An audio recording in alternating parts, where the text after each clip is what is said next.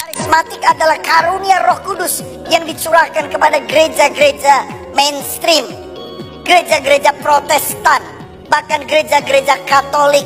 Karena saya percaya Roh Kudus tidak hanya dibatasi kepada satu denominasi, satu aliran. Roh Kudus adalah Allah yang masuk ke semua gerejanya. Sehingga sekarang ini ada karismatik Katolik misalnya, atau ada gereja-gereja Protestan yang ibadahnya, pujian penyembahannya bahkan pakai musik lengkap seperti gereja Pentakosta. Ada seorang rekan saya, pelayan Tuhan di gereja karismatik Katolik, gerakan karismatik Katolik, bilang, "Pak, saya pernah datang ke gereja Anda, pujian penyembahannya kalah sama dengan persekutuan karismatik kami. Oh, kalau yang Katolik nyanyi itu, waduh, lebih luar biasa, lebih semangat." Ah, masa sih? Iya, Bapak datang aja. Waduh, jangan sampai firman berlaku, yang terdahulu menjadi yang terkemudian, saudara-saudara.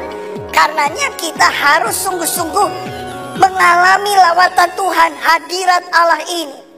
Pendeta yang terkasih ini membuat beberapa klaim yang sangat amat keliru. Klaim pertama, karismatik adalah karunia Roh Kudus yang dicurahkan kepada gereja-gereja mainstream, gereja-gereja Protestan, dan gereja-gereja Katolik. Karismatik adalah karunia Roh Kudus yang dicurahkan kepada gereja-gereja mainstream, gereja-gereja Protestan, bahkan gereja-gereja Katolik. Klaim kedua, menyambung klaim pertama, saya yakin Roh Kudus tidak dibatasi hanya kepada satu denominasi atau satu aliran. Karena saya percaya Roh Kudus tidak hanya dibatasi kepada satu denominasi, satu aliran. Klaim yang ketiga, karena saya yakin Roh Kudus adalah Roh Allah yang masuk ke semua gerejanya. Roh Kudus adalah Allah yang masuk ke semua gerejanya. Sehingga dari ketiga klaim ini, pendeta ini membuat suatu kesimpulan bahwa oleh karena klaim-klaim tadi, maka hari ini ada gereja-gereja yang ibadahnya pakai musik lengkap, ada gereja karismatik Katolik, bahkan ada gereja-gereja Protestan yang ibadahnya seperti gereja Pentakosta.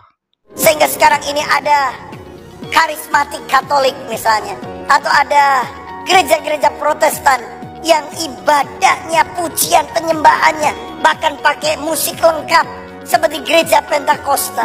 Dan setelah kesimpulan itu, dia hanya menceritakan pengalamannya pergi menghadiri ibadah di karismatik Katolik. Oke, saudara, dalam hal ini pertama saya mau bilang, kalian jangan mengatakan kepada saya supaya saya itu tidak menanggapi video sepotong-sepotong. Kenapa kalian nggak boleh bilang begitu? Karena video itu memang video potongan.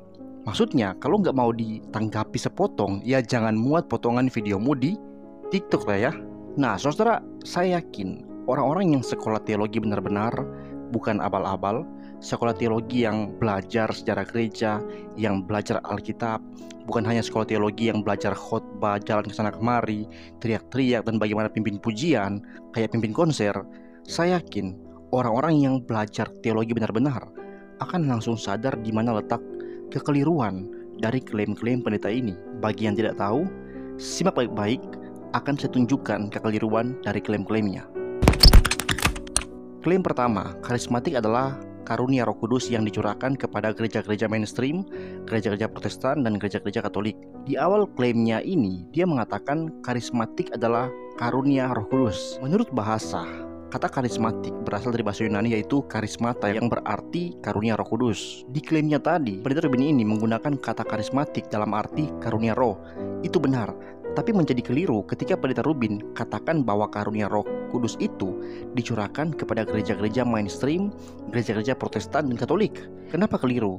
Karena ketika pendeta Ruben mengatakan istilah arus-arus kekristenan ini, yaitu Protestan dan Katolik, maka kata karismatik di dalam klaimnya ini bukan hanya menjadi kata yang berarti karunia Roh Kudus, tapi ini menjadi berarti gerakan dari tradisi karismatik. Bukti bahwa arti kata karismatik bukan hanya merujuk kepada karunia Roh Kudus adalah pendeta Ruben mengatakan dalam videonya bahwa ada gereja Katolik dan Protestan yang beribadah seperti Pentakosta, pakai alat musik lengkap dan sebagainya. Saya langsung paham, saudara, ketika mendengar dia mengatakan bahwa karismatik adalah karunia untuk gereja-gereja mainstream dan lain sebagainya. Saya langsung paham bahwa pendeta Ruben ini seperti mau membuat klaim supaya pendengar memahami bahwa semua gereja itu patut mengikuti tradisi beribadah dari karismatik. Dan kalau kita perhatikan klaim yang kedua, kata karismatik, itu dia sejajarkan dengan kata Roh Kudus. Dia mengatakan, saya yakin Roh Kudus itu tidak dibatasi hanya kepada satu denominasi atau satu aliran. Dari klaim kedua ini, Pendeta Rubin mau membuat kesan di telinga para pendengar bahwa gereja yang punya Roh Kudus itu adalah gereja yang mengikuti tradisi dan gaya beribadah aliran karismatik. Jujur saja, ketika mendengar klaim-klaimnya ini, saya langsung kepikiran seperti ini. Pendeta Rubin bukannya seorang ketua sinode ya? Kok bisa pemahaman Pendeta Rubin seperti ini? Dan bisa-bisanya dia membuat klaim seperti ini di media sosial. Apakah Pendeta Rubin tidak pernah belajar sejarah? Begini ya saudara, biar saudara paham. Karismatik, tradisi ibadah seperti karismatik yang lompat-lompat, pakai alat musik yang lengkap yang menghilangkan kekusukan ibadah, tradisi yang gagal paham membedakan konteks perayaan umat Israel dan ibadah umat Israel di sinagoga atau di bait Allah. Karismatik adalah tradisi yang baru muncul abad ke-20, tepatnya tahun 1901. Roh Kudus itu enggak baru dicurahkan di saat ada karismatik, enggak. Roh Kudus itu sudah dicurahkan dari zaman Kisah Para Rasul di hari Pentakosta. Dan Roh Kudus terus bekerja sepanjang zaman, gak pernah absen, dan terus mencurahkan karunia-karunia Roh Kudus kepada gereja sesuai kebutuhan.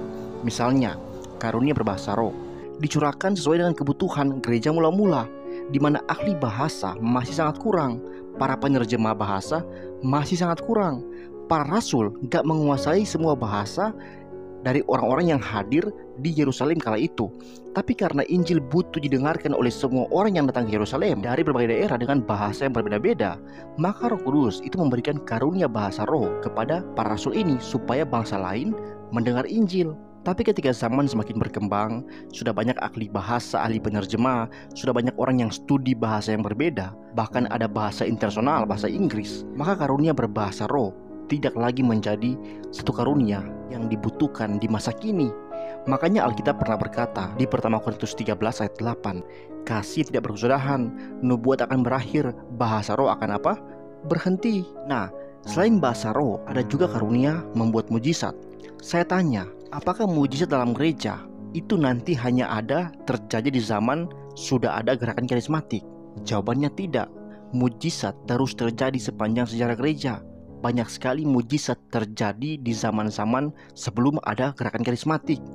Di gereja Katolik, bahkan di gereja Reformasi, banyak orang mengalami mujizat, mengalami kesembuhan secara ajaib. Hanya saja gereja-gereja Katolik Protestan itu bukanlah seperti gereja karismatik yang terlalu membangga-banggakan mujizat. Makanya ketika ada orang yang sembuh dari sakit, langsung diundang kesaksian, diviralkan. Wih, pendeta ini bisa buat mujizat. Biasa aja kali. Saya sendiri pernah mengalami mujizat berkali-kali. Pernah saya mendoakan orang sembuh. Tapi saya tahu itu memang karunia Roh Kudus. Itu bukan kemampuan spiritual saya. Bukan kekuatan supernatural yang saya miliki. Enggak. Itu pekerjaan Roh Kudus. Saya biasa aja. Saya nggak perlu menonjolkan itu.